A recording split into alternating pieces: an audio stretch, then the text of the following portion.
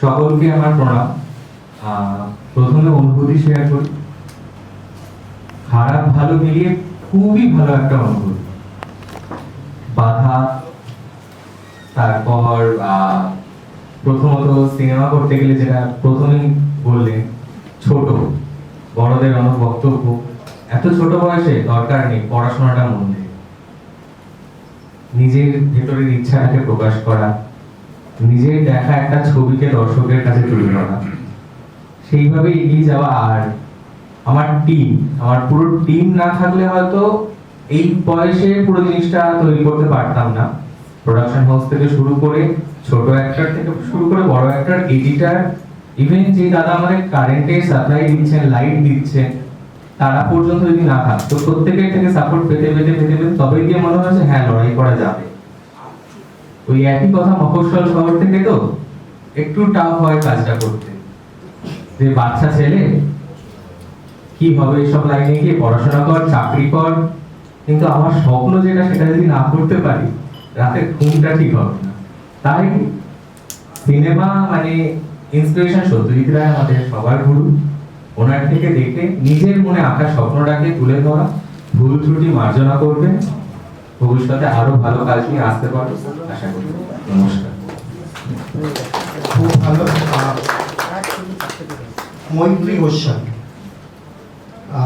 তুমি যে প্রজেক্টটা করেছো, একটা মিউজিক অ্যালবাম করেছো, তো মিউজিক অ্যালবাম তোমার প্রথম থেকে মানে রেকর্ডিং থেকে তৈরি করার আগে থেকে ভাবনা চিন্তা, তারপরে অ্যালবামটা পর্যন্ত, তারপরে কোন ফেস্টিভ্যালে রিলিজ পর্যন্ত তোমার অনুভূতিটা কেমন? বা তুমি কি তোমার ফ্যামিলি থেকে সাপোর্ট পাও, বা এই অনেকে আছে বিয়ে হয়ে গেলে সাপোর্টটা খুব অভাব হয়, তো সেক্ষেত্রে তুমি তোমার অনুভূতিটা কেমন?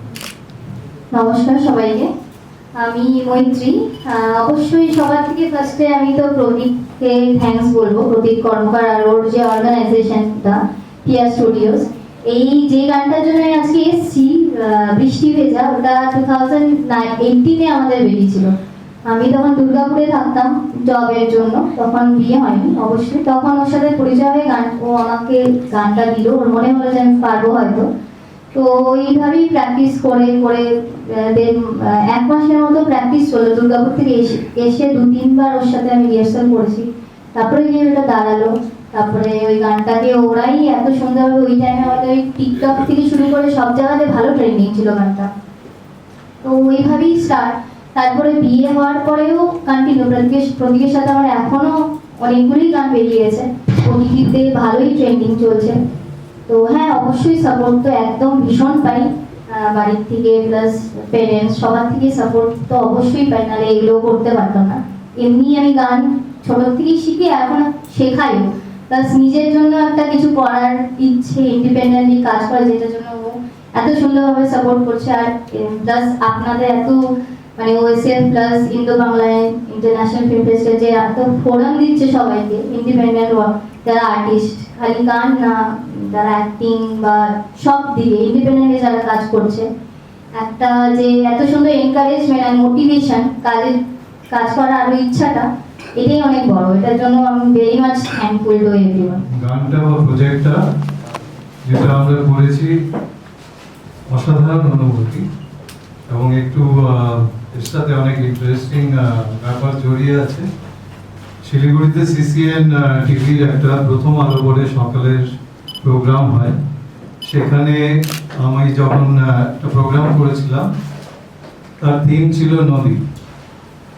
অনেক নদীর গান নিয়ে সেই প্রোগ্রামটা করেছিলাম।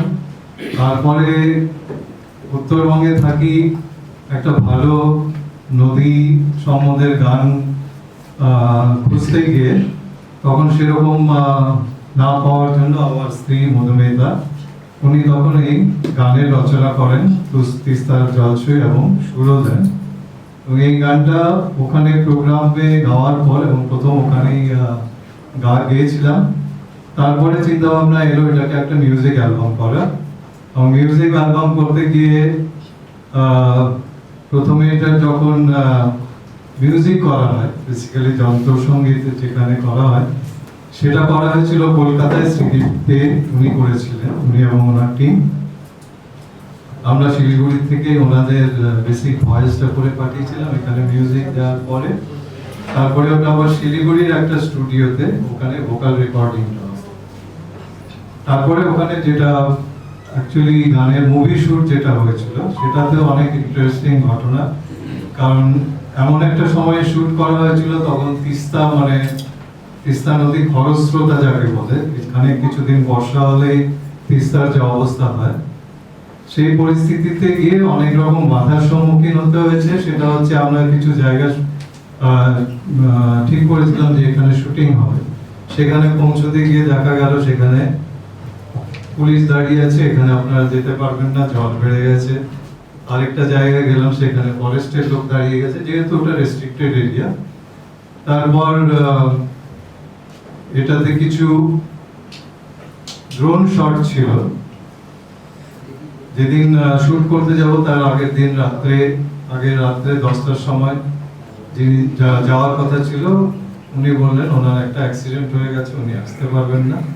যাই হোক, আরো একজনকে যোগাযোগ করা হলো, উনি বললেন পরের দিন সকালে তিনি থাকবেন।